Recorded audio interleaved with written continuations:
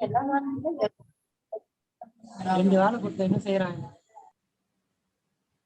morning, everyone. This is Arul Deepa from IST department, CEG and University. I'm here to take a topic from cyber forensics. Particularly, I'm going to concentrate on incident response. Am I audible? Yes, ma'am. Yes, ma'am. Wait. So before getting into incident response, let me give an introduction to cybercrime. We know any crime that involves any electronic device or which is involved with networks.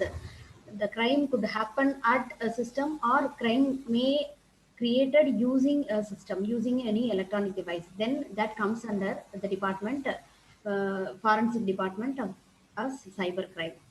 So in any cybercrime, electronic device could be the target, or it could be used as an object to make the crime happen.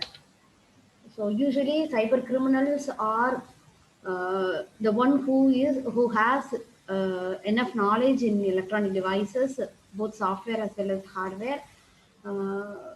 They dive deep into the dark web to buy and sell illegal products. With various motivations they do that.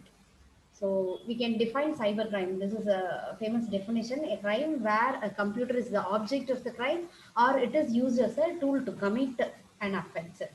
So this is the definition for cybercrime.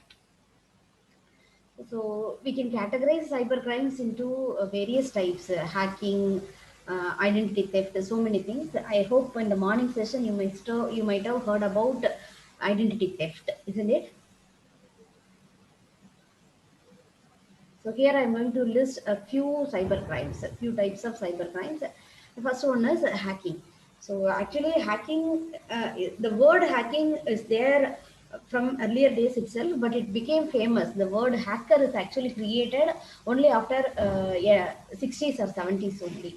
So it is the act committed by an intruder by accessing your machine without your knowledge. So that is what is this process. This kind of crime is known as hacking. So hackers are basically the computer programmers who have better knowledge about the computer hardware as well as software. So they do hack the devices for their personal benefits or out of curiosity. Basically, the intention would be to misuse the uh, resources available in your machine. So that would be the intention of a hacker. So here are some qualifications, motivations have been listed. I hope in the morning session you might have heard about all that. So they do that just for fun or for greed, to become famous, or to showcase their power. So for all those, with all those motivations, people do hacking. So most of the computer genius were once hackers. Will get shocked to hear about Dennis Ritchie and Ken Thompson, who were the creators of the famous Unix operating system, but they were once hackers. So initially they start doing like that. Mark Zuckerberg, so many are there. After hacking, this is another kind of crime happens regularly, that is telecommunication frauds. So telecommunication frauds is a crime. If the cybercrime happens in the telecommunication industry, then we call that as a telecommunication fraud. So it may either happen at the provider end or at the customer end. Like without paying properly for some financial benefit, I can make use of the service without paying properly. So that could be a telecommunication fraud. Or without the knowledge of the customer, I can hack the customer's network line. I can get information. I can get the identity information or any personal information. So that also comes under telecommunication fraud. See, all these frauds, all these crimes are linked with one another. In telecommunication fraud, hacking happens. So the difference between provider frauds and customer frauds. If the fraud happens at the service provider end, then you call that as a provider fraud. If it happens at the customer level in the sense at the SIM card level, making some customer to pay my fee to may my charge, then it comes under customer frauds. So how to reduce the risk of a telecommunication fraud loss? So this can be done by regularly giving training to the customers and to the people, all to the employee of the organization. So by giving regular training or review the phone bills properly, regularly monitor call activity to detect suspicious patterns. So here are some kind of recommendations they give to get to avoid telecommunication frauds. Uh, Keeping a strong password, insisting the customers to keep changing their passwords, giving training to set the password, proper password. How does the proper password should be? Making criterion. The password should be of at least minimum 7 character long. There must be a capital letter. It should be a mix of capital letter and special characters. So all that. So some kind of regularities can be given. You can force the customers or the service providers to follow them strictly. So this particular tip or recommendation is applicable for most kind of cyber crimes. And another type of cyber crime is phishing. So phishing is a cyber crime. It is actually a number game.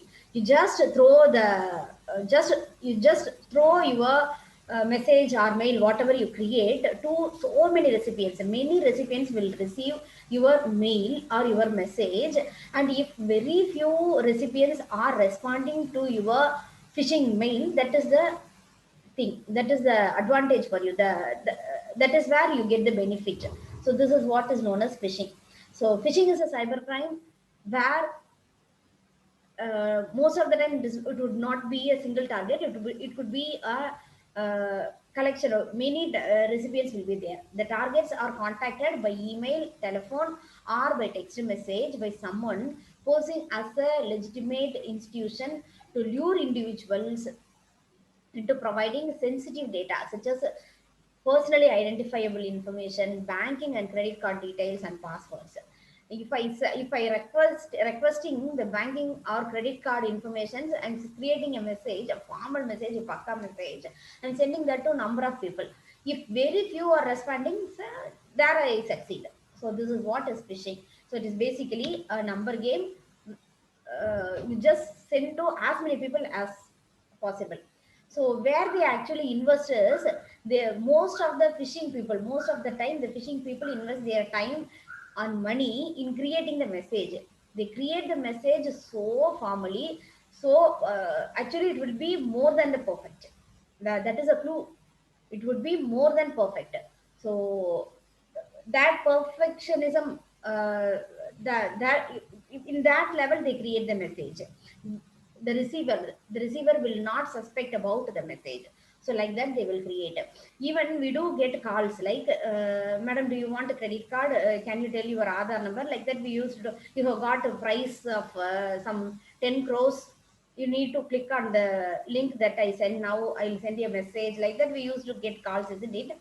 So in that time, most of us will be refused, will refuse all that. We will not respond to such messages. But very few people who may be a greedy person, or who may be out of their innocence, they may respond. So in that cases, only those will be the victim. They will become the victims of the phishing operation. So if the phishing is done over voice through calls, then it is known as phishing, voice phishing. If the phishing is done through messages, then you call that as a smishing, SMS phishing. The more these are all the various types of phishing: email phishing, voice phishing, and text phishing, that is your SMS phishing. So here is a spoofed email, interesting story actually.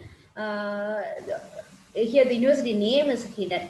So they receive all the teachers of the university is receiving a message saying that, dear network user, this email is meant to inform you that your my university network password will expire in 24 hours. You click on the below link, reset your password. So this is, yeah, here you are given with a link, isn't it? So this is a, I'm sorry.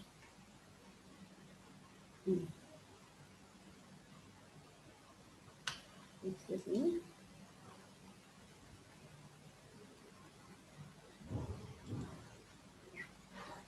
So the link they have given here is it will take you to a spoofed website, a wrong website, where they would have been asked with enter your password, then enter your set your new password, then re-enter your new password.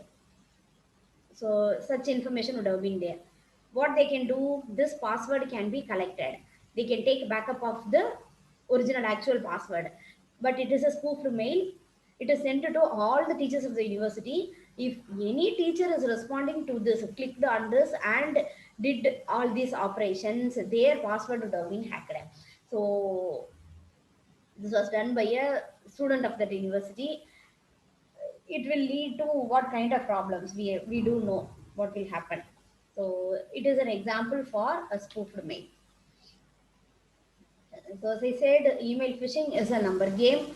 It exactly mimics the actual mails from the spoofed organizations. So there will be a sense of urgency. See, here the email looks with the logo and all the font they use, or all the alignment, or the grammatical form, everything seems to be very perfect, isn't it? And there is a sense of urgency. Within 24 hours you need to set your new password, otherwise you will not be able to get into your login. So these kind of urgency will be a notice. So whenever you get messages with such urgency information, then you need not respond to that unless until you are very sure about the originality. Please don't respond. So it is there will be a sense. Here are the characteristics of uh, phishing email phishing.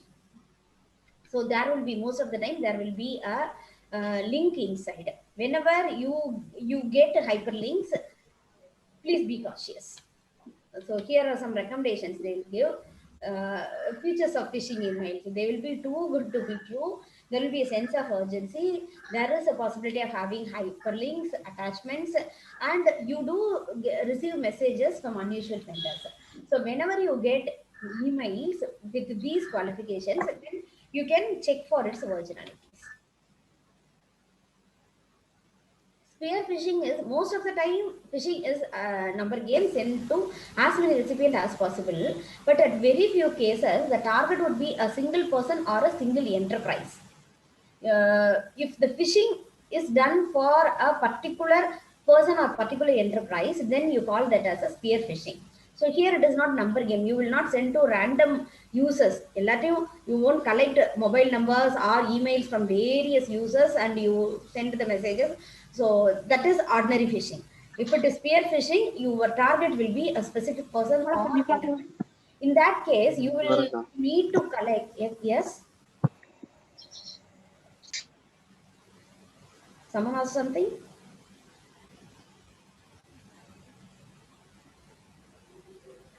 Yeah, in spear phishing, to do proper spear phishing, you need in-depth knowledge about your target. Target could be a person or enterprise. About that organization, you must have very good knowledge. Then only you can go for spear phishing. Then how to prevent spear phishing attacks, sorry, general phishing attacks.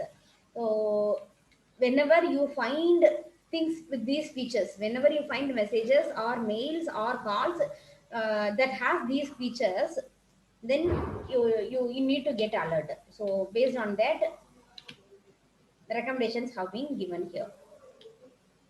You can set the browser setting to prevent fraudulent websites from opening. Even if you click, your browser will not actually support you to open it. So this is a kind of recommendation they do give. Then whenever you see messages with those characteristics, you avoid responding. So this is another thing. Next is identity theft. As we know what is identity theft. In the morning session, you heard about that. So any personally identifiable information can be used for fraudulent activities. like his driver license number, or his Aadhaar number, or his fingerprint, iris information. So such data is revealed. Then that leads to various kinds of frauds, like credit card fraud. Even you can make a criminal can make use of your identity. He do something, and your identity will be given to police. So there is a possibility to provide false identification to police, creating a criminal record or leaving outstanding arrest warrants for the person whose identity has been stolen. He didn't do anything other than being careless. So, here there are two types of identity theft: true name identity theft and account takeover identity theft.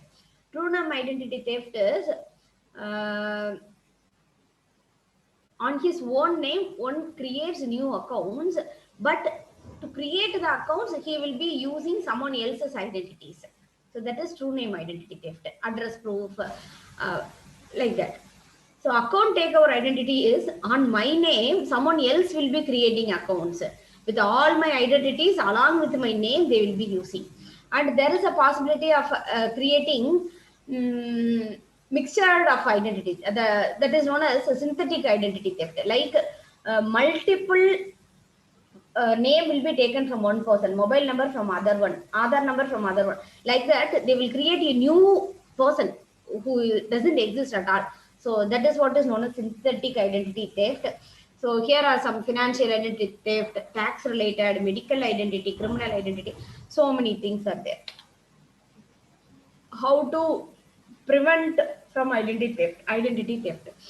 You need to use strong passwords. It is recommended for everywhere, for every type of cyber crime.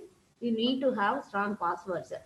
Maintaining password itself is a tedious task. We need to conduct a workshop on that. Since nowadays we are using so many online, we need to maintain many online accounts.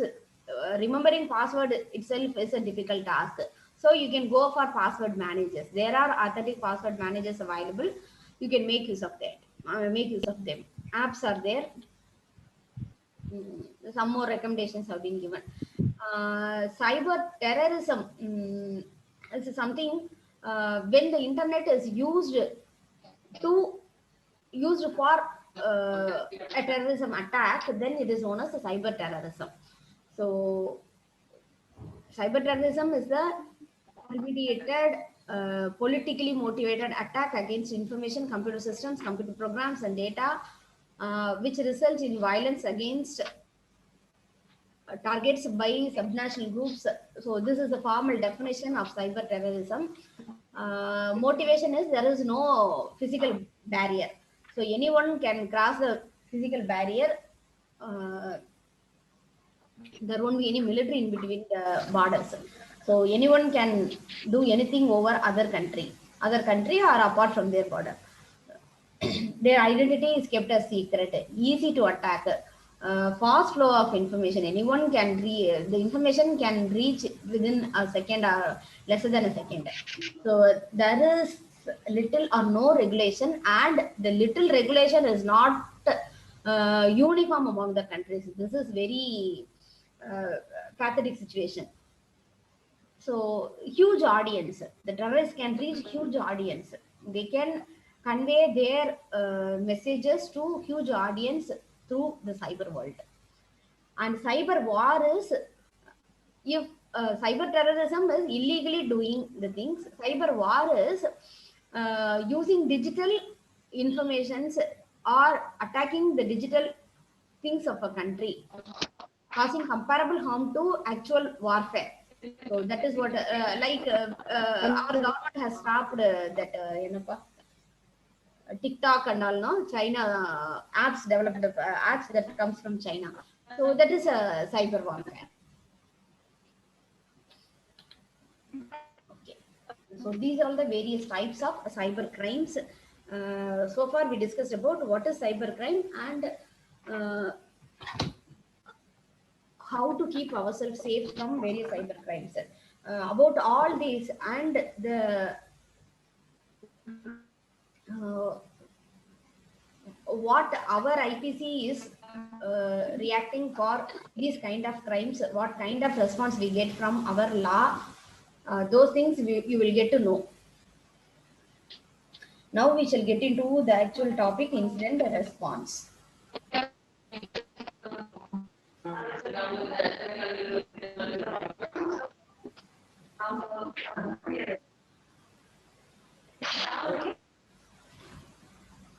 Okay, incident. Event is any observable occurrence in a system or network is known as an event. Any observable occurrence. You monitor the system or network. If anything good or bad happens, anything notably happen, then it is known as an event. An event becomes incident, then there is a violation or threat of violation over computer security policies, acceptable user policies, standard security policies. If there is a violation or threat of violation over the policies of the organization, then you call that event as an incident.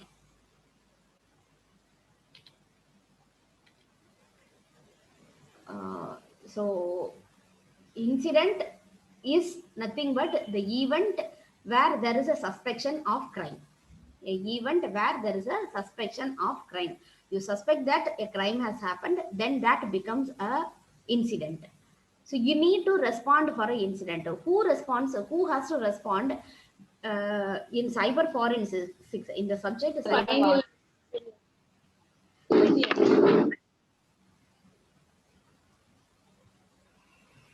I think someone is asking something. Is my voice is clear? Am I audible?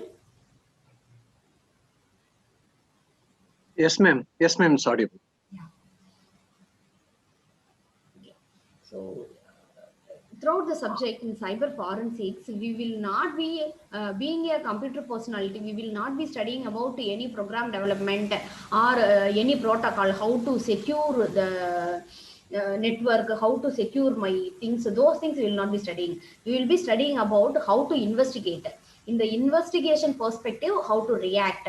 What are all the tools available to foster my investigation? Uh, uh, how to make my evidence solid, because all the evidences you collect no will be in electronic form. Most of the time would be in electronic form. How do I submit that to law? How do I check the originality of the evidence that I collect? So about that only we are studying. We are not learning any algorithm, we are not learning any uh, what any data structure, or we are not going to develop any security protocol, nothing like that.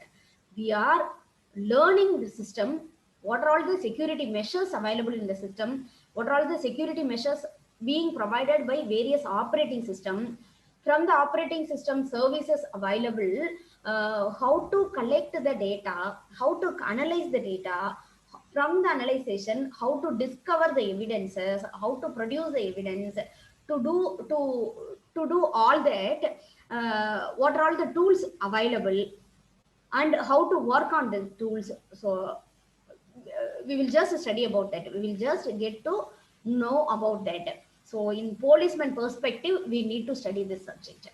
So the topic throughout the chapters, you will be learning about this incident response. An incident has happened, how to respond for that.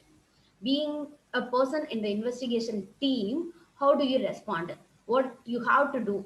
So that is what is given in this picture. So it is a coordinated and structured approach to go from incident detection to resolution. Once you detect an incident till the resolution, what are all the steps you cross through? The first step is confirm. Actually, you heard about an incident. A incident has happened, like that. You got a information. You are going to start your IR process. Now, one I will call incident response as IR. So first step, very first step is you need to confirm whether the incident is actually occurred or not, happened or not. So that has to be confirmed. If you confirm the incident has happened, yes, it has happened, then you need to move on to the next step, a rapid detection and containment. You need to provide rapid detection and containment. That is, you must keep detecting, you must keep collecting the basic information about the crime center, about the victim place. So that has to be detected and that has to be contained correctly. So that is the second step. Then the third step is you need to determine and document the scope of the incident. So determine, or I can say predict the scope of the incident. What could have happened, or what could happen hereafter? What could happen? What could be the impact? So who are all would have been affected by this particular incident. So that has to be determined and documented properly at every step, everywhere. Documentation is very, very, very important. And the fourth step is prevent a disjointed, non-cohesive response. Disjointed, non-cohesive response is being a person in the investigation team. You are in IR team. You are a person in IR team. So, like you, there would be many people or many technology tool would have been involved in that. So, there should be a disjointed and a non-cohesive response. So as a team, you must work together. That has to be with a single objective, the team has to work on. So that is what is this point. And the next point is determine and promote facts and actual information.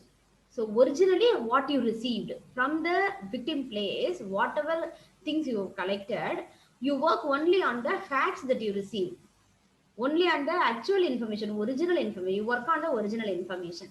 So that is the next point is minimize disruption to business and what else? The network operations. So the usual business should not be affected. You must allow the usual business to continue. So it is not possible to 100%, but you can minimize that to some extent. You can't, since you are doing the investigation, you can't insist the organization to close for a month or a week. It is not possible. It is not recommended. Being a IRT member, it is your duty to minimize the disruption. You must allow the organization to move on with their regular business, or you must allow them to use the network operations, their usual network operations. So, and the next point is minimize the damage. Minimize the damage to the compromised organization, that is to the victim organization. The victim place, some damages would have been placed, happened, so that damages has to be minimized. As much as possible, you must involve in that activity. Like you must focus on, as a initial time, you must focus on minimizing the damages. If possible, you need to restore the normal operations. If any damages happen, you need to work on the restoring of normal operations. And the next is manage the public perception.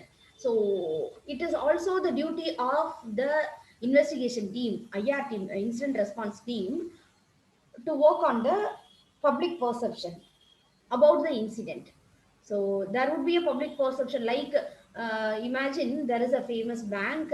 In the bank, some attack has happened. So that is the incident. You are working on that, and you are allowing the customers to work with their usual things, and you have restored the normal operations. All that you have come up to the steps, and it is also the duty of managing the public perception. So what the public is thinking about the incident, so that has to be managed. The awareness has to be created. We have resolved, we are working on that. Some kind of information, some kind of publicity has to be given about the incident. So that usually for other kind of crimes this doesn't happen, isn't it? If it is not a cyber crime, if it is a physical crime happened somewhere, like same case with the bank, some theft has been done, happened. some theft has happened to a bank. It is not the duty of the investigation team to give awareness to the public. See, we have protected the bank, you can come to the bank. So all that public relation activity would not be done by police, isn't it? But in incident response, but in cyber crimes, it is the duty of the incident responder to manage the public perception also. This is one important point. And the next point is you must allow for criminal or civil action against the criminals.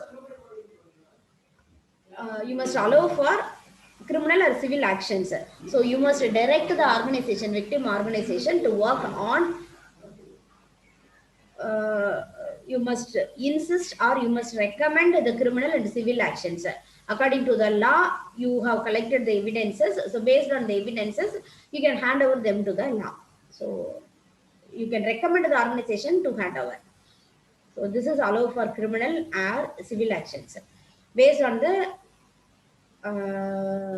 level of crime, based on the level of impact level of crime.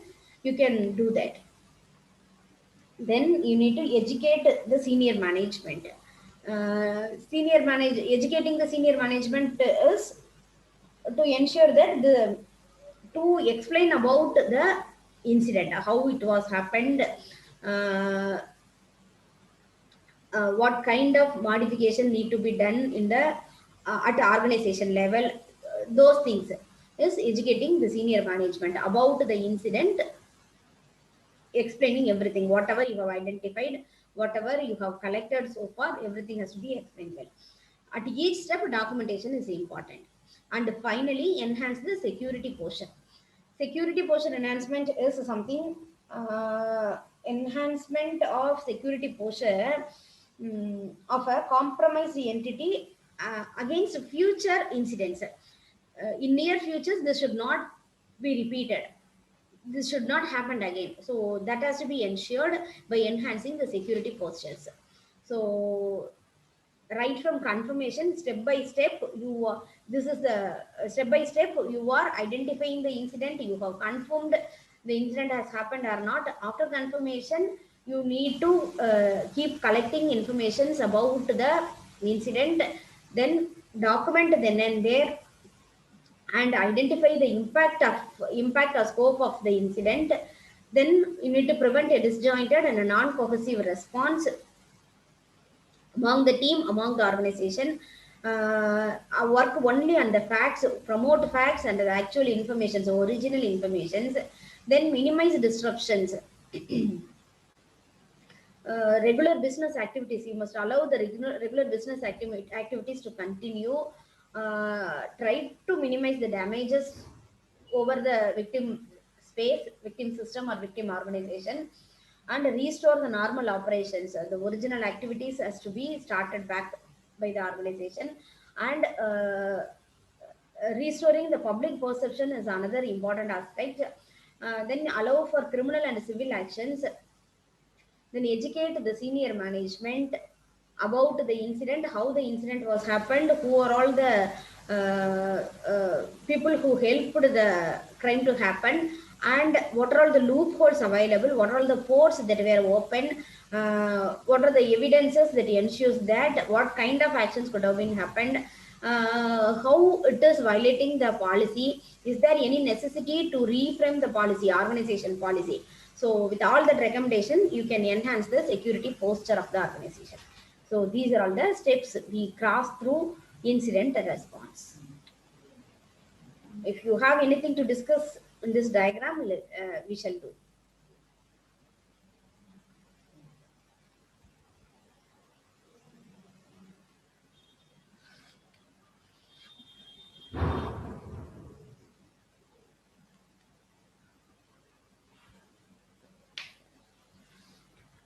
Is there anything to discuss?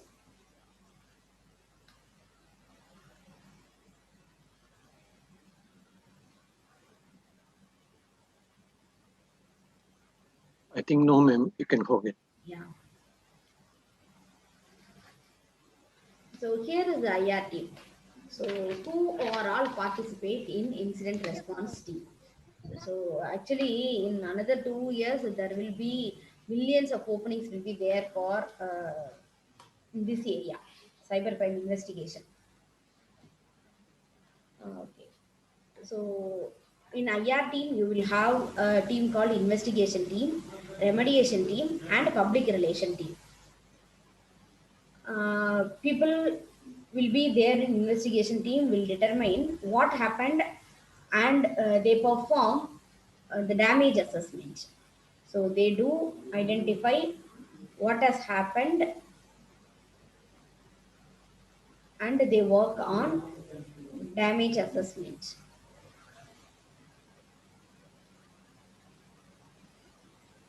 Whereas remediation team, uh, remediation team, as the name implies, they work on the remedial actions. They remove the attacker from the environment.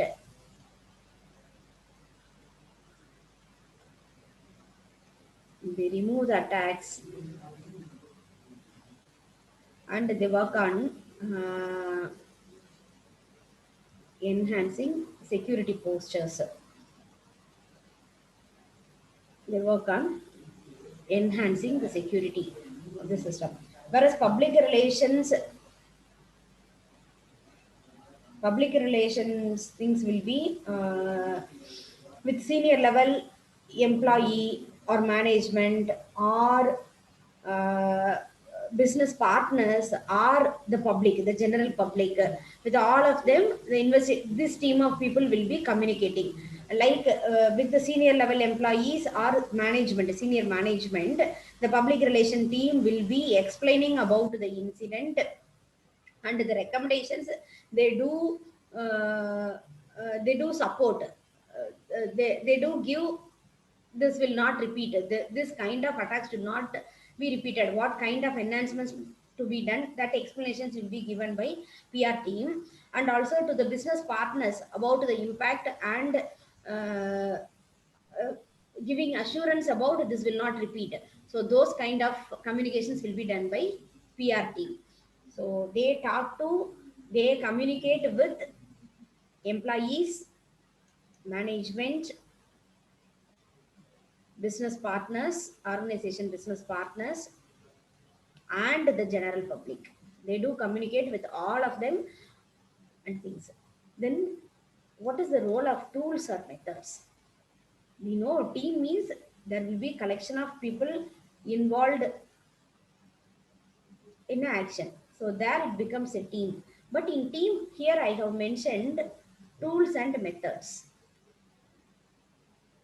How come tools or methods? This become part of IR team. Any idea?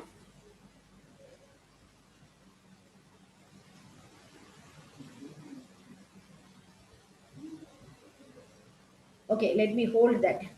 Here I have listed, please pay attention. Here I have listed the teams like investigation team, remediation team, public relation team. So these steps can be categorized under these three titles. Uh, there are steps that investigates. There are few steps that do remediation. There are few steps that do public relation. I'll give you 5 minutes time. I want the registrants to categorize this, like confirm whether the incident has happened or not. This is investigation action.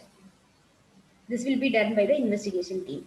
Rapid detection and containment. This will be done by investigation team. Educate the senior management. This will be done by public relation team. Like that, I want you to categorize each step into any of the three: investigation or remediation or public relation. You categorize each step into IR or PR. I request the participants to respond in the chat box.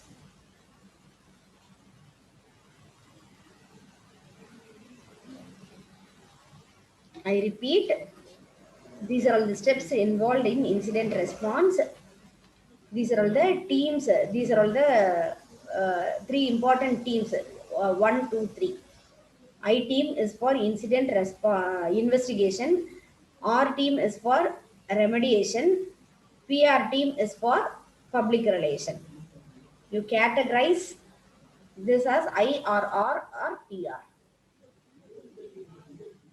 I have done a few, remaining two, and respond in the chat box. We'll wait for 3 to 5 minutes, then we shall continue.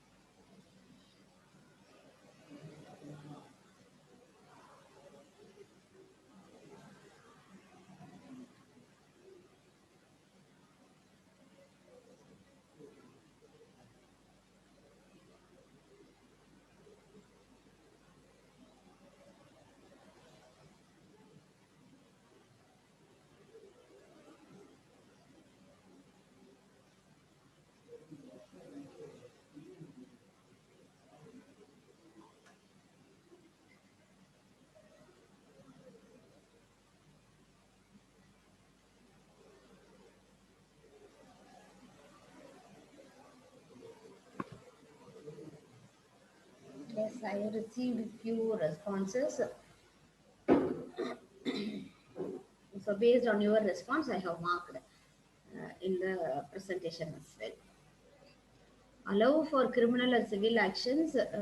Sarah's mentioned as investigation team, but it could be done as a whole. At the in the team level, the manager of the team could do that, or as a whole, the information would have been conveyed by the PR team. So the entire team will be involving in that.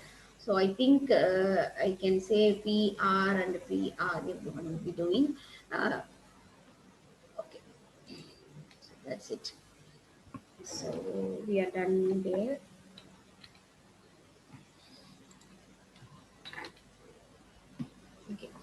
Okay, fine. In the ER team, what the tools or methods are doing? What could be the role of tools or method? Is it actually necessary in cybercrime? Even in any incident, or when for any kind of incident, if you respond, there will be an investigation team. There could be a remediation team. There could be a public life. People will be involved in that. Yeah, some crime has happened. Who will do the investigation? Human or the dogs, they may use dogs with all that. What would they use any tools, or is it that they will be using some tools? Is it that important to mention in the team? I have given equal importance to all the members of the team, even to tools and methods. Since it is a cyber crime, the crime is happening in the cyber world. It is not possible without the tools. It is not possible for you to proceed with your investigation. You want to search some evidence from the hard disk. It is not possible for you to get the information file by file, byte by byte, bit by bit. It is not possible to read and identify, recognize the evidence. It is not at all possible. And the things available in the device may not be in readable form. The format would not be supporting the software that you have. You are with that software you are unable to open. Then you need a converter. The language they have used is not being supported. You do not have the compiler, then you cannot interpret it. So for so many operations, for so many conversions, or the evidence would have been in compressed form. Then you need to decompress it. You need a tool there. You may need to unzip a file. So for every amount of data is huge, for various other such reasons, the tools and methods are being used. So here is the list. Why do you have to use tools? Is it the tools are that necessary? Because yes, tools and methods are techniques. Technologies are very very important, or the disciplines are very important, because the tools are evolved so much. They keep on evolving. The reasons are the types of incidents is also evolved much. Then incident response need to be faster, especially in cybercrime. The incident response need to be faster. Otherwise, the amount of damage would be really huge. You cannot face the damage. So it need to be faster. Where that fast is not possible for human being alone. You need software, you need hardware, you need specialized tools to do that. Uh, Sometimes you need to work on live responses. Uh, Live responses in the sense, lively you need to work. Something happens to the network, immediately you need to respond there. For that immediate, for that fast, it is not possible without the support of software, appropriate softwares. You need to keep monitoring a network. You can appoint a watchman, you can appoint a military man to stand in the border. Is it possible for you to appoint a person to monitor the network transmission? It is not possible, isn't it? Unless until you have a proper software that downloads all the packets, passes through the network. It is not possible. So network monitoring system is a software. So you need softwares and hardwares. Then systems and applications being investigated have evolved so much, and more amount of data is being created, not every second, every microsecond, nanosecond, or whatever thing, lesser than data. The amount of data being created is so much, and the applications have become very complex. Applications have become more and more complex. To understand that, you need tools. Then incident response is a multidisciplinary activity. You can't say it works only on IT and security professionals can do that. No, you need people from legal, public relations, finance, marketing, human resource, from all that disciplines. You need people in the IRT. So these are all the reasons. The up to this, these are all the reasons of using tools. They play an important role in IRT. Without tools, the team is not complete. An incident becomes a computer incident with the characteristics like intention to cause a harm or many harms. It was performed by a person. It involves a computing resource. So with these characteristics, you call a incident as a computer security incident. So examples of data theft, identity theft or email theft or document theft, any kind of data theft. And theft of funds, hacking a bank access, hacking a credit card or wire fraud, all that. That is hacking the line. Then extraction, unauthorized access, presence of malware, possession of illegal or unauthorized materials. So these are all some examples of computer security incident. Then impact of some computer security incident is you may need to rebuild the full computers. For that, not just for that, for investigation also, you need to investigate, you need to invest, you need to spend large amount of money. Then here are the goals of incident response. Incident response works with the objective of removing a threat, effectively removing a threat from the organization's computing environment, with the motto of minimizing damages and with the motto of restoring normal operations as quickly as possible. Very, very important. The speed is very important. As quickly as possible, regular operations has to be restored. To do all that, to achieve all these goals, you have two activities. One is investigation, other one is remediation. Investigation is these two are the basic IR activities: investigation and remediation. Investigation is determine the initial attack vector. Not vector, it is vendor.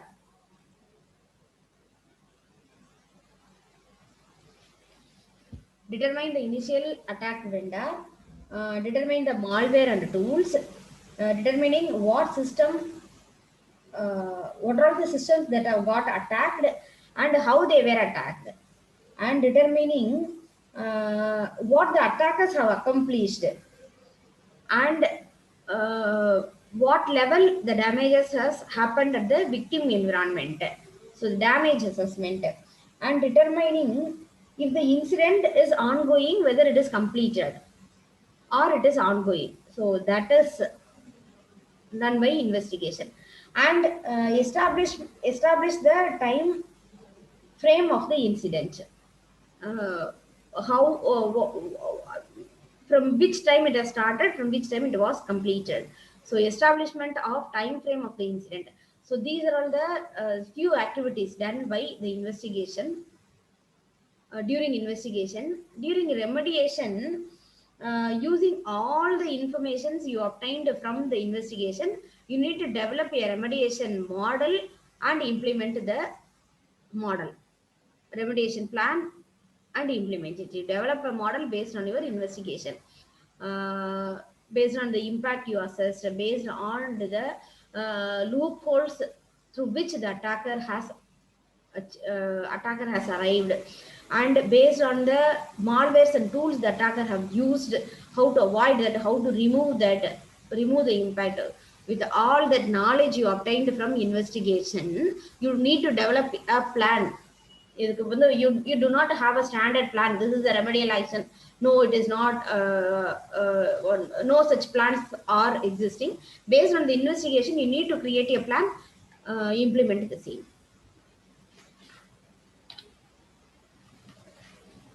So these are all the people involved in, not just people, these are all the teams involved in the process. So the core team consists of the HR team, network infrastructure team, business line managers, desktop IT supporters, legal personalities, then the compliance team who maintains the harmony of the process. So this is a full team. So the main activities, as I said, investigation and remediation. About these two, we just discussed. Before doing these two actions, you have a operation. You have an activity called initial response.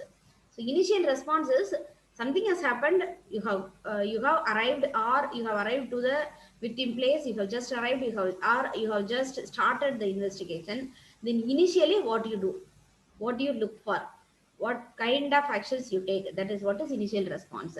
From the data or the leads you collected from the initial response, you will proceed with your investigation and remediation. So from now on, we are going to discuss about these three important activities: initial response, investigation, and remediation. First is initial response. So goals of initial response: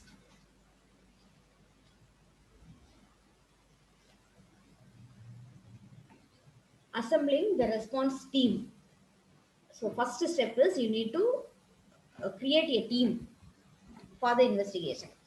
Then reviewing network based and other readily available data. Whatever readily available data has to be reviewed, and the network based data what you have collected has to be reviewed. And determining the type of incident, assessing the potential impact of the incident. So these goals has to be achieved by initial response. That is, here you need to gather enough initial information to allow the team to determine the appropriate response. So here it analyzes data from log files, from network related files, history files like registries or browser histories, various history files you can collect information. So based on the readily available data, you will identify some basic things about the incident, like what type of incident, what could be the impact of the incident, what are all the systems that has got affected in the organization. So all that can be recognized at initial response. And the second step is investigation. Goals of investigation is to determine facts that describe what happened, how it was happened, who who are all responsible for the incident. So investigation identifies all that. So these are all the goals of investigation. To do the investigation, you need to follow IR life cycle, incident response life cycle. So this is the diagram of incident response life cycle.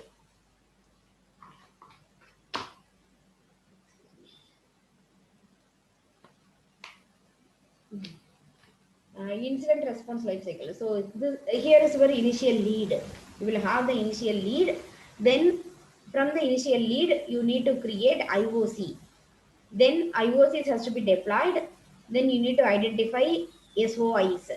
Then collect evidences, collect data according to the from the SOIs, and analyze the data whatever you have collected. So it is an iterative process. If necessary, you can keep doing that based on the initial leads you obtained from the previous step, that is from initial response. From here you have got the initial leads. You need to work on with the initial leads.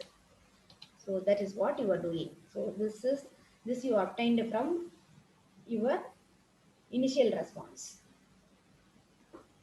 From the first step you got this. Here IOC.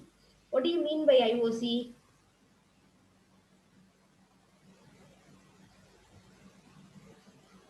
IOC is indicators of compromise. Very simple. Indicators of compromise.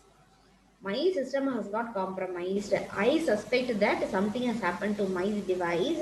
So I filed a case So the investigation team comes into picture. The IR team has arrived. They have started investigating my system. While doing the initial investigation, initial response, they could have identified some signatures, like a new software has been installed, or I received a new message from a very new IP address. So some kind of indications, some kind of signatures have been recognized. So that is what is known as indicators of compromise. So indicators of compromise, see, indicators of compromise is an artifact observed on a network or in an OS that with high confidence indicates a computer intrusion. So this is the definition of indicator of compromise. Before that, this is about the initial leads. You get this from the initial response. An investigation without leads is the fishing in expedition. You can't do it without lead. You can't look for anything. You can't identify. You must have a goal. According to the goal, to create the goal itself, you need some leads, some useful clues. So a clue becomes a useful or good lead when it has the characteristics of relevancy, it is detailed, it is actionable. The lead should be relevant to the current incident, the incident that you are investigating. Then only you call that as a good lead. And the lead should be detailed one. Detailed in the sense, it has specifications uh, regarding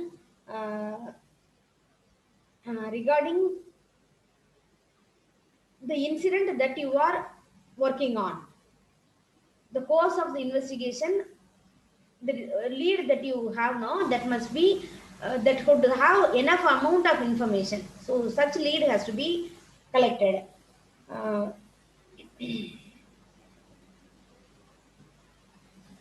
then actionable. The lead must be actionable one. That is, uh, you, the lead must take you to the next step. It must be processable, further actionable. In such a way, the lead has to be. If a lead has these characteristics, then you call that as a good lead. So the with the leads, you will look for indicators of compromise. So signatures, some signature would have been left out. So that signatures has to be created, has to be identified. Here are some examples. You will understand what is IOC easily. Unusual network traffic. Unusually on a particular duration of a day, particular time, there is a unusually huge network traffic was there from a peculiar IP address which is not usual to you.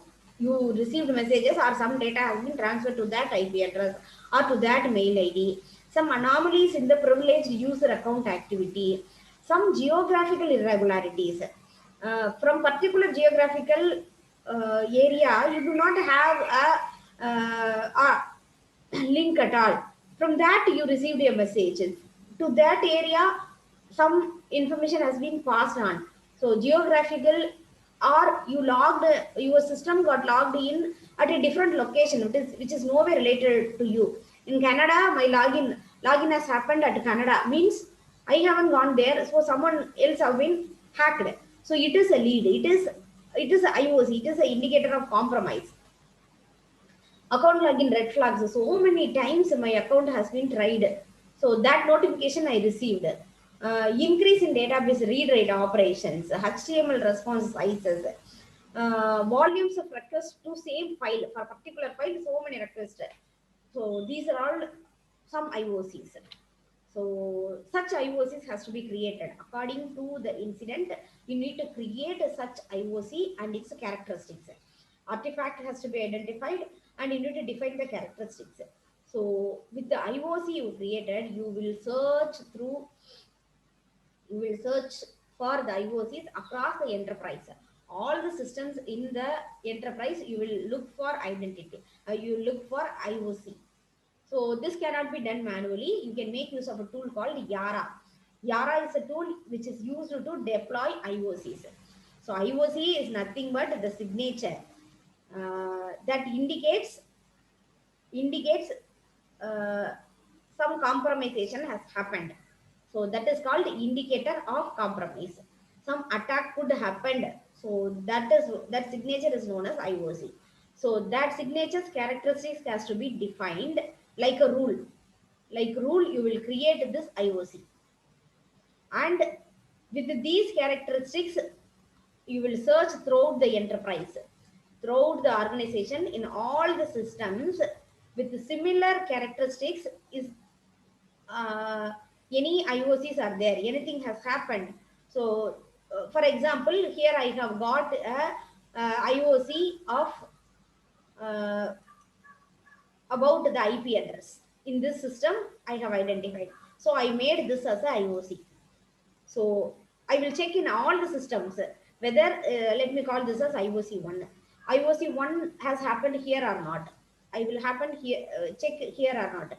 So I'll deploy the IOC in all the systems and I look for it. So this can be done with the help of the tool called Yara. So Yara will take care of that. So it will deploy all the, it will deploy the IOCs in all the systems. And the next step is SOI identification. SOI is a system of interest.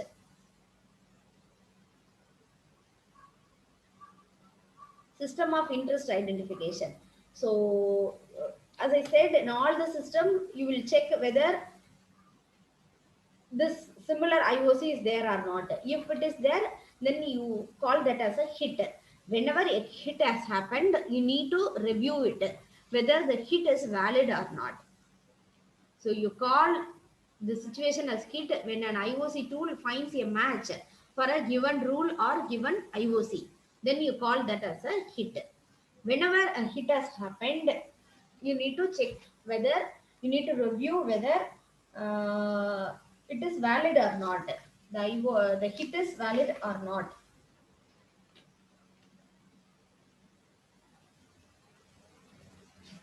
Uh,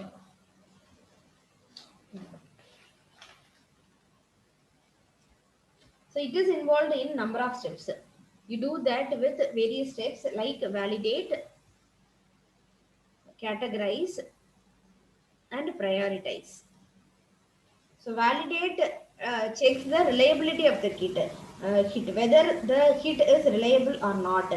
You can check this by verifying the file name or um, time frame within the you suspect that the crime could have happened from this duration, from T1 to till T5 the crime has happened. This is your suspicion. And if this hit is also falls in this duration or not, so with that you can check the reliability of the hit. Then you can categorize the hit. Categorization could be it is a backdoor installation, or it is a SQL injection, or it is data theft. What kind of cybercrime or what kind of incident? So based on that, you can categorize the hit and you can prioritize the hit. Which hit has to be addressed first? So that prioritization has to be done. So these are the three steps involved in SOI identification. The next step is preservating the evidence. You need to preserve evidences, what you collected. So once you confirmed, then you can start additional data for analysis. So you confirmed that something has happened, and these are all the systems in which you have got the hits. So what next? You need to collect additional data, collect as much as data possible, then go for what investigation, analyzation of the data. To do all that, you need tools. To collect data, you need tools. To investigate the data, to analyze the data, you have methodologies. For every methodology, you have n number of tools available. So try to have at least few tools before taking the subject to the students. You get better, you get familiarized with any of these tools, any of simple tools. So many simple tools are there. If time permits, I'll introduce a few.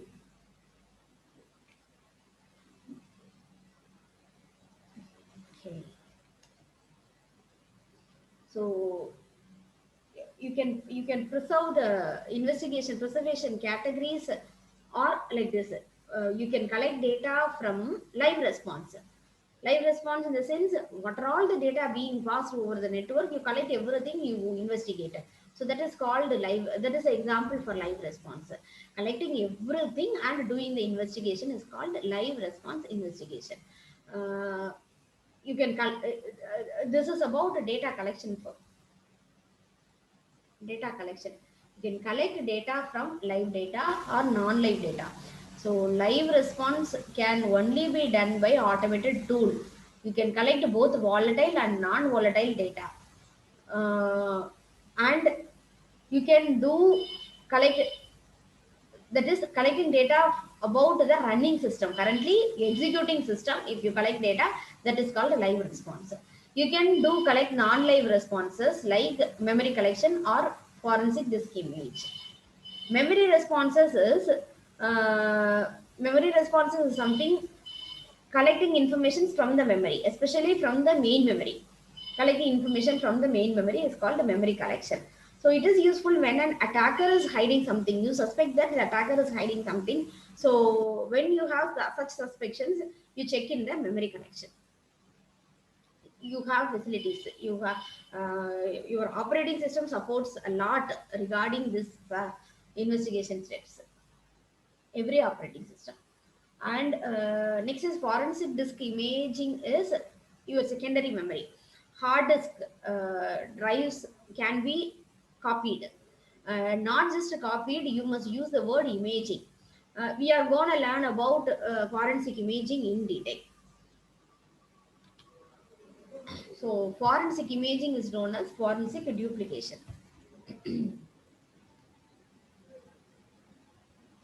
Excuse me.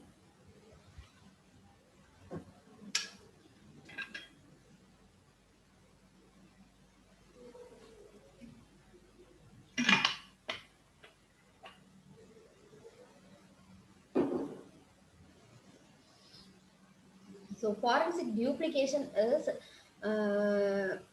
if you want to investigate, see, simply we will do investigations in our WhatsApp.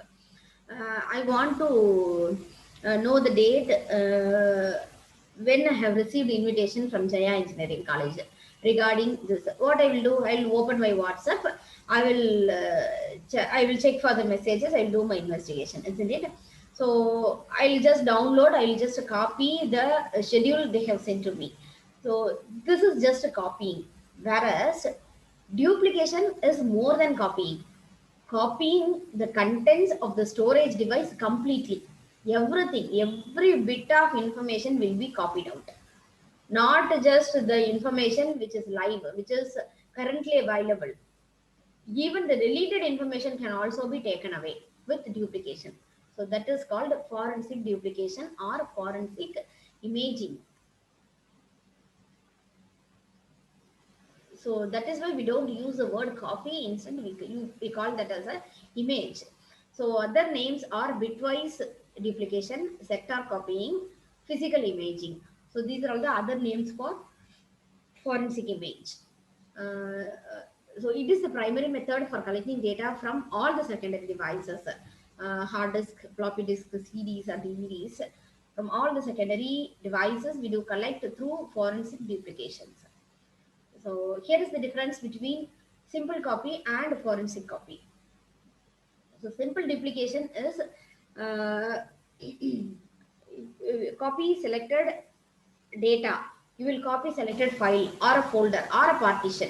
You will just copy what are all the data available, not the unavailability. But with the forensic duplication, you will copy everything. Every bit on the source is retained. You will collect all the bit of information, all the header, footer, all the contents of the file, everything, even the deleted files. So deleted file investigation is one important crucial aspect in cyber forensics. So to know about that, you need to know about file system. For every operating system, File system is a service provided by OS, isn't it? OS provides lots of services. One important service is file system management. So file system management is something, uh, they maintain a table, file allocation table. They maintain, uh, they do maintain free space pool. They do maintain some index files. So these are all the various tasks the file system will do. It will allocate space for a new file. It will deallocate space for deleted file. So all these things will be done by the file system, isn't it? So with that knowledge, you can do the forensic duplication. So with forensic duplication, you will get each and every bit of information available and the deleted information also. So the goal of forensic duplication is to act as admissible evidence in court proceedings.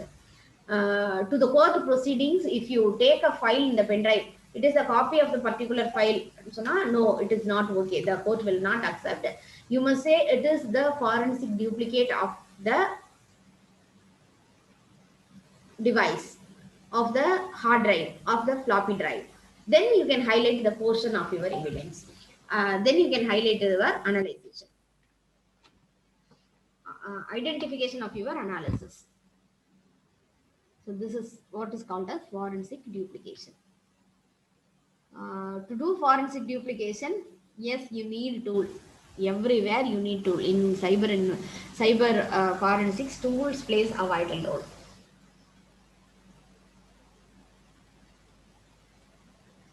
So to have a forensic tool, the tool must have the ability to image or account every bit of accessible data on the storage medium.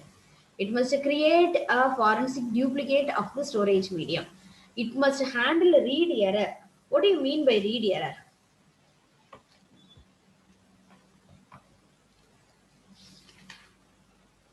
Hmm? What do you mean by read error, ma?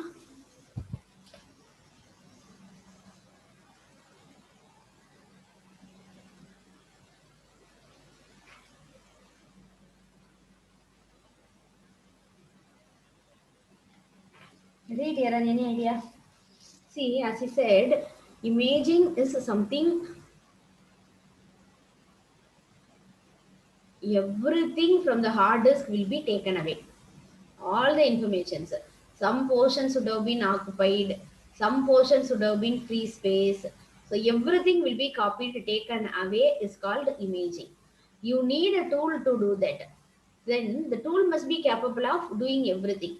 So we are talking about read error, right? The read error is something you are reading everything from the hard disk. So it will not complete within a few minutes, just copy mola. It will not happen immediately. It will take time. It will take time. So you will submit the imaging job and you will go for some other work. It may take 1 or 2 hours or even a full night or 1 week or something. Based on the size of data that you are imaging, it will take time. So it is being done by a tool, automated tool, isn't it? So the tool must be capable of handling read error. If some portion of the device is not readable, the tool is struggling to read, then it should not stop there. It must move on. After these many tries, it must move on with the next what? It must move on with the next task, next read, actually. So this is what is called handling read errors. So whenever there is a error, if some imaging fails, even after many attempts, then error must be noted and the process should continue. So that report has to be there. At this portion, I am unable to read. So this is the portion that has to be recorded somewhere, and the process has to be continued. So this is what is handling read errors. And the tool must not make any changes to the original image. Original data it should not affect in any manner, and it must generate results that are repeatable and verifiable by a third party. So at a number of times I can repeat the action. So it must do the same, it must give me the same result, very same result. So that result should be verifiable by a third party. So that assurance the tool must give. And the tool must generate logs that detail the actions required and any errors encountered. So as I said, read error has to be recorded, isn't it? I told no. So that is what has been explained in detail. So that it must generate a report, it must generate a logs about all the actions it has taken, from which portion to which portion it has copied successfully, which portion to which portion it encountered problem in the reading. So those information has to be recorded in the log files. So this is what these are all the requirements of a forensic imaging tool. With all these characteristics satisfying all these requirements, you can have a tool. Yes, now we have got a tool. Example tool, we have a tool called the Ftk Imager.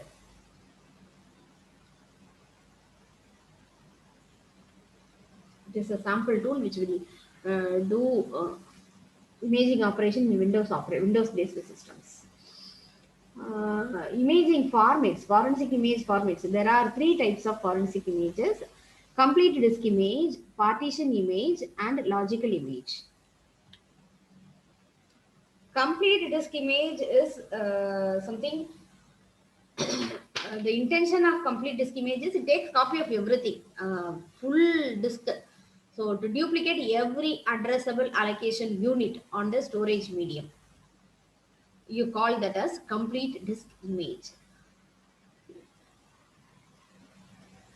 I repeat, to duplicate every addressable allocation unit on the storage medium, you need to go for complete disk imaging. Here, it includes HPS and DCOs, host protected areas, and drive configuration overlays. Uh, so these are all HPS and DCOs are the methods used to alter apparent capacity of a device. Device capacity can be altered. Original configuration can be altered with this methods, HPS and DCOs. That information will also be copied by complete disk imaging. So this is the layout of a hard disk,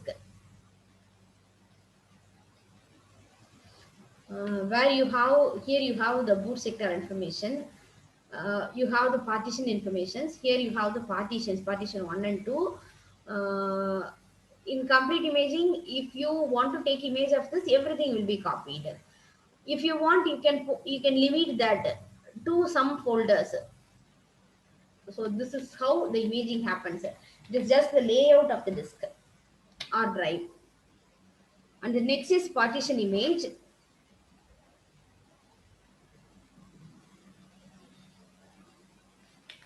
Um, partition image is an imaging tool. Oh, okay, I think it's gonna time up. We shall continue in the afternoon session. Let me just give a small recap of whatever we have seen so far.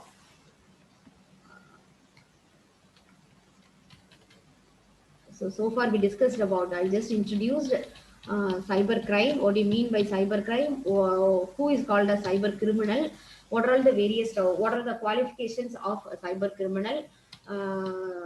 What are the various types of cyber crimes? Telecommunication fraud, hacking, phishing, various types of phishing, uh, uh, spam email, then spear phishing, email phishing, voice phishing, text phishing, then identity theft,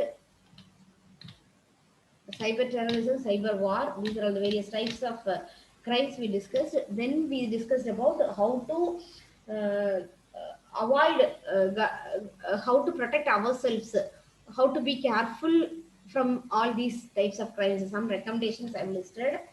Then we started discussing about incident, how to react for an incident, how to respond for an incident.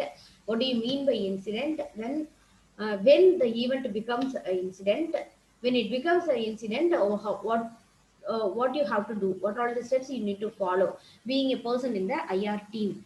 So these are all the 12 steps, important steps in incident response. These steps can be grouped into investigation and remediation. So this is the team of IR, incident response. So it consists of four parts: investigation team, remediation team, public relation team, and tools and methods. The importance tools we discussed, importance of tools we discussed. Why do you actually need tools? Then we discussed about uh, the impact of the incident, how to assess the impact, and what is the major goal of IR, which involved in these two activities, investigation and remediation, and the teams who are all contributes in the incident response process. So the three main activities, we have started discussing about the three main activities. We completed discussing initial response. We are under the discussion of investigation. It is a very important and very large thing that covers morning and afternoon session as well. Initial response is something, getting the leads, collecting the leads is initial response. You have suspect about a compromisation. For that compromisation, what are the basic leads you collect? So you must set a goal for initial response. You will analyze, you will do the initial response from, you will collect the initial data from log files, network files, all the readily available data. You will analyze that and you will collect the leads.